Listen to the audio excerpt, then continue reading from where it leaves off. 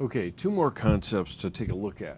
The first one is retrieval failure, and like I mentioned in the video before, is that usually with forgetting, you have one of two issues, and the way to understand and remember this is understanding the memory process and where problems generally will arise. And like I said, one of the first ones is attention and how I focus my attention, and so that will disrupt the information going into short-term memory. The second one, which we already mentioned in the last one, was encoding. Is during encoding, there will be a faulty process there, and therefore what gets into long-term memory is problematic. It's imperfect. It's flawed in some way, and so it won't be able to be retrieved in a decent way because it wasn't encoded very well. And that makes sense. I mean, remember the computer metaphor is that if you input it wrong, input whatever the information is wrong, then when you retrieve it, it will be wrong coming out. The same thing is true here. Is that, let's just say, for example, that you go into your computer and you try to retrieve a file, and let's say that that file is corrupted in some way. So essentially, when you retrieve it, it comes out corrupted, and it may have been encoded fine, although with corruption, a lot of times it's encoded in a faulty way.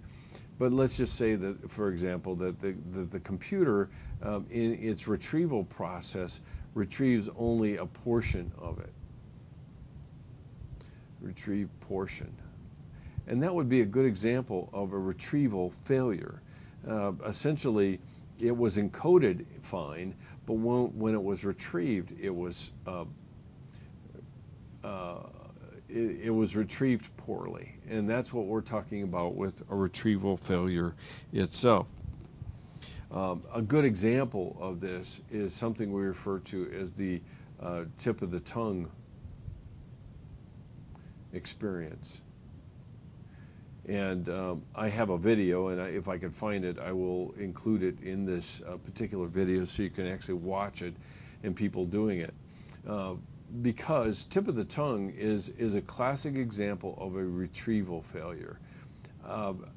I oftentimes will joke with people that when they remember how the word starts, but they can't remember any more of it. And that would be a good example of, again, a retrieval failure. And I joke with them and say, well, you're in the neighborhood. Because if you remember, think back again of the nodes of our network. And essentially, when you create this network of information that comes together, you basically go looking for that information for whatever the reason is. And when you do, you find yourself in the right neighborhood of that information. Let's say that the piece of information you're looking for is right here, but you end up over here, and you say, well, I know that the word, the actual word itself, starts with a D, let's say, but you just can't pull it out. And essentially what's happened is that you're in the neighborhood, but you're not at the place, and that leads to a tip of the tongue experience. Interesting thing with people that are hearing impaired is that they have a what they call the tip of the finger experience, because they process information through sign language, and they have a very similar experience with retrieval, except that in this case it's while they're trying to retrieve it using the sign language itself, and they see a very similar experience through that, and the tip of the fingers experience. Anyway, the other thing that's key to remember, and another key concept, is the idea of interference.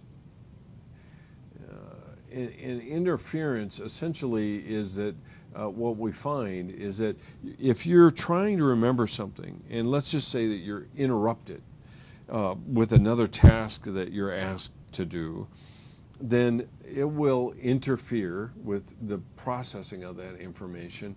And essentially, when you go to remember it, you won't remember it very well. That's a retrieval. So it impacts not only encoding, because the encoding process is interrupted, but it also impacts the retrieval process as well. And so we have two different forms of interference. The first one is proactive interference. Oh, let me get my A in there. Proactive interference.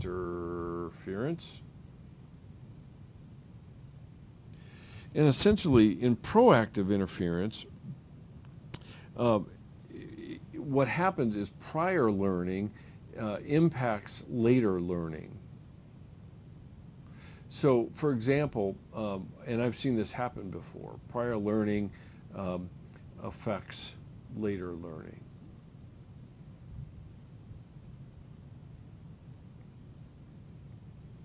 You can have somebody who does learns Spanish, for example, and because Spanish is a Latin-based language, when they go to learn Latin, the Spanish interferes with the later learning of the Spanish. The Latin interferes with the Spanish if I learn Latin first, or vice versa. Both examples would fit into proactive learning. The other alternative is retroactive interference. And think ahead. What would you guess retroactive interference means? Well, essentially, new learning essentially disrupts the recall of old information. New learning disrupts old information, old learned information. And that's another good example of that, is new impacts old. This is old impacts new learning. And that's the difference between proactive and retroactive. And that's what this, essentially this diagram here shows us, is the percentage of syllables recalled and what happens just after sleep, which consolidates learning when you sleep, versus staying awake and doing various tasks or other syllables that have to be learned. You see this precipitous drop all the way down to about 10% of the syllabus or syllables, or 18% of the syllables recalled, versus look at way up here, we're almost at 60% with just after sleep. So you don't have interfering events. The moral to the story is that if you want to remember, and this goes into your studying, is that if you want to remember more of what you learn or try to memorize, if you increase memory by decreasing later activities that include learning. In other words, if I want to increase memory, I can bring it. Let's bring it down here. To increase memory,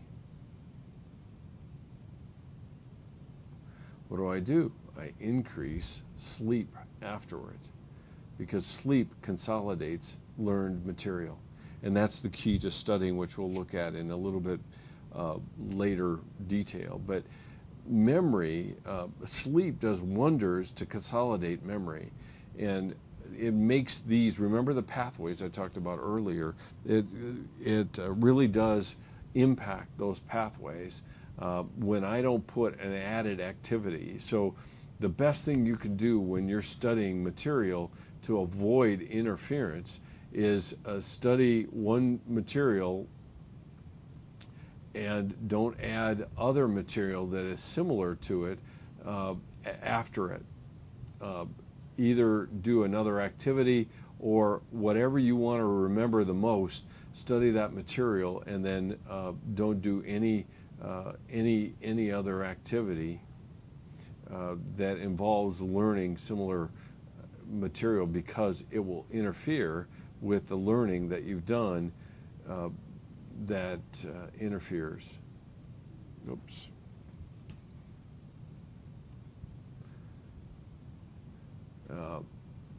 Because your learning, in a sense, your learning in memory really needs to be organized into discrete periods of time if you hope to remember it later.